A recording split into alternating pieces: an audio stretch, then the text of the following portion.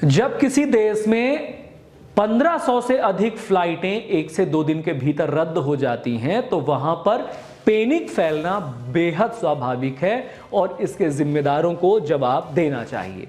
जय हिंद साथियों, नमस्कार। मैं हूं आपका दोस्त ललित व्यास। साथियों, भारत में इंडिगो कंपनी की जो फ्लाइट्स हैं वो 1500 से 2000 के बीच में 1 से 2 दिन के भीतर रद्द हो गई हैं या डिले हैं या किसी प्रकार की कोई इंफॉर्मेशन नहीं है। उस समय पर जब रूस का डेलीगेशन भारत आया हुआ है, राष्ट्रपति पुतिन भारत आए हुए हैं, पूरे देश पूरे संसार की निगाहें भारत पर टिकी हुई हैं, पूरे संसार का मीडिया भारत पर टकटकी लगाए हुए है और वहां पर पैसेंजरों की ऐसी दुर्गति देखकर भला कैसा संदेश जाएगा। जरा सोचिए, क्या ये शर्म से डूब जाने वाली बात नहीं है? क्या ये शर्मसार करने वाली बात नहीं है? इसके जिम्मेदार आखिर कौन कौन है?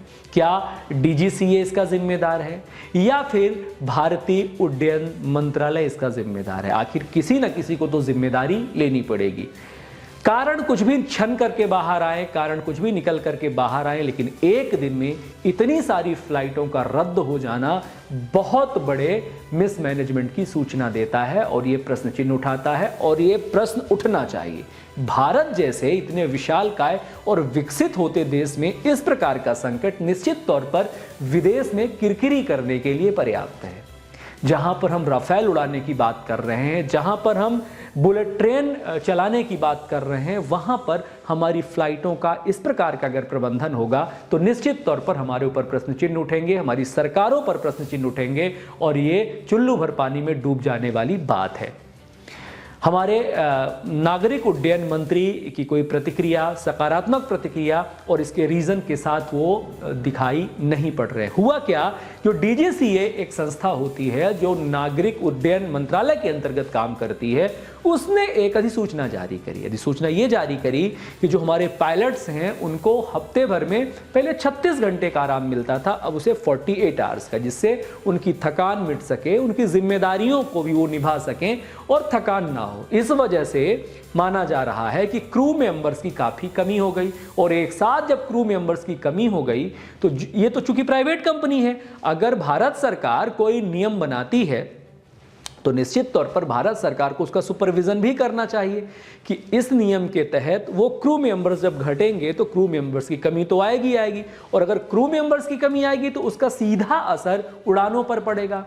तो अगर भारत सरकार या भारत का जो मंत्रालय है वो इस प्रकार का कोई भी नियम जारी करता है तो उसका ही ये दायित्व होता है कि उसका सुपरविजन करे और ये पता लगाए कि जिस कंपनी को उसने ठेका दे रखा है, ठेका शब्द का मैं इसलिए प्रयोग कर रहा हूं, जो निजीकरण पर लगातार फिर से प्रश्न उठने शुरू हो गए और लाजमी है जब इस प्रकार की चीजें निकल करके छनकर सामने आती हैं तो प्रश्न चिन्ह उठेगा ही। प्रश्न चिन्ह किस पर उठेगा? अब राहुल गांधी पर तो हम प्रश्न उठाने नहीं जाएंगे और ना ही तेजस्वी यादव पर, ना ही अखिलेश यादव पर, यहां तो ममता दीदी का भी कोई काम नहीं है। यानी आप ही है सरकार में सर्वे सर्वा, जगत गुरु बनने का ख्वाब हम देख रहे हैं, विश्व की तीसरी शक्ति महाशक्ति बनने जा रहे हैं हम रूस और चाइना से और अमेरिका से आगे निकल रहे हैं, उनके साथ कंधे से कंधे मिलाकर चलने का दावा कर रहे हैं और हमारे यहाँ पर हमारे फ्लाइटों की यह स्थिति है। यहाँ पर देश के पैसेंजर्स हैं, विदेश के पैसेंजर्स हैं, कितने सारे वीडियोस वायरल हो रहे हैं। किसी का सैनिटरी पैड खत्म है, उसको ब्लीडिंग हो रही है, उसका सामान नहीं दिया जा रहा है। किसी की शादी हो रही है और वो अपने शादी में नहीं पहुंच रहा, किसी की सालगिरह है, अपने सालगिरह में नहीं पहुंच रहा, कोई दवाई कराने जा रहा है, इलाज कराने जा रहा है और उसकी दवाइयाँ खत्म है और वहीं पर रो रहा है।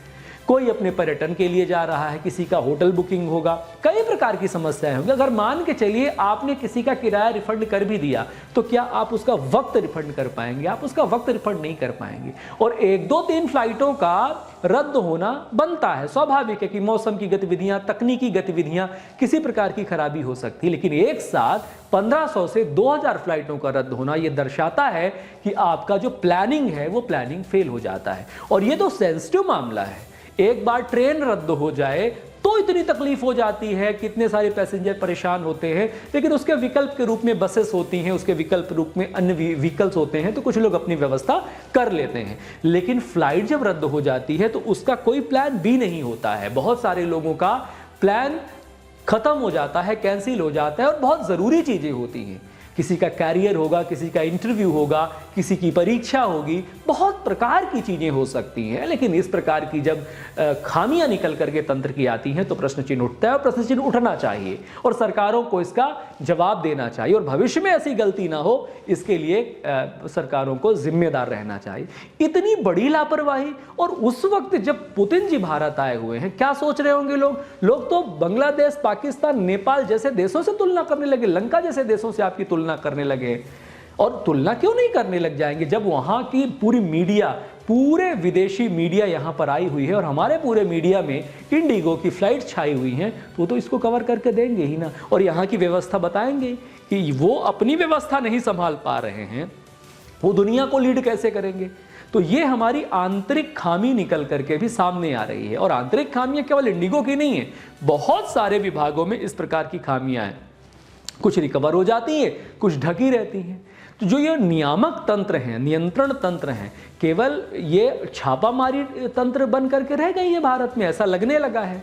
मतलब केवल और केवल बार बार जो दिखाई देता है कि आप इसके यहाँ छापा मार रहे हो, उसके यहाँ छापा मार रहे हो। कभी इन कंपनियों के यहाँ भी छापा तो मार करके दिखाइए जिनको आपने ठेका दे रखा है। और इस प्रकार की वहाँ पर विषम स्थितियाँ तैयार हो रही हैं। खैर, इंडिगो के जो जितने भी पैसेंजर्स हैं वो इतने आक्रामक हो रहे हैं कि वहाँ के नॉर्मल छोटे छोटे कर्मचारियों के साथ मिसबिहेव कर रहे हैं।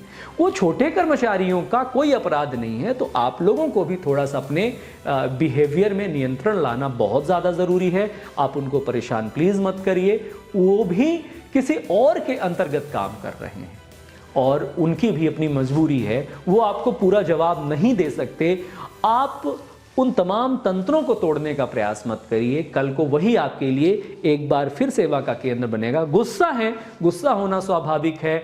अपने सामान के बदले में, अपने समय के बदले में आपको मानहानि का दावा करना चाहिए, अपने टिकटों के रिफंड की बात करनी चाहिए, उसके बदले में डबल रिफंड हो या उसका पेनाल्टी लगे कंपनी को, ये सारी चीज़ें हो सकती हैं। इनकी मांग करिए, लेकिन समय गए समय नहीं लौटता है, वो समय आपको नहीं लौटा पाएंगे और आपका वो कीमती समय खराब हो चुका है। लेकिन कीमती समय केवल और केवल कुशासन, खराब शासन, इस जगह पर तो प्रश्न चिन्ह उठेगा। चाहे वो FDTL की बात हो, चाहे वो DGCA की बात हो, ये दोनों ही संस्थाएं जो उड़ानों के लिए काम करती हैं, इन दोनों का फेलियर माना जाएगा। कोई इसे अप्लाई करे या अप्लाई ना करे तो हम इसकी मुखालफत करते हैं। निश्चित तौर पर यह हमारे लिए बहुत शर्म की बात है, बहुत शर्म की बात है। ध्यान रखिए अपना और गुस्से पर नियंत्रण रखिए, लेकिन आवाज तो उठेगी, प्रश्न तो पूछा जाएगा। बहुत बहुत धन्यवाद करते हैं। जय हिंद, जय भारत, वंदे मातरम। ख्याल रखिए।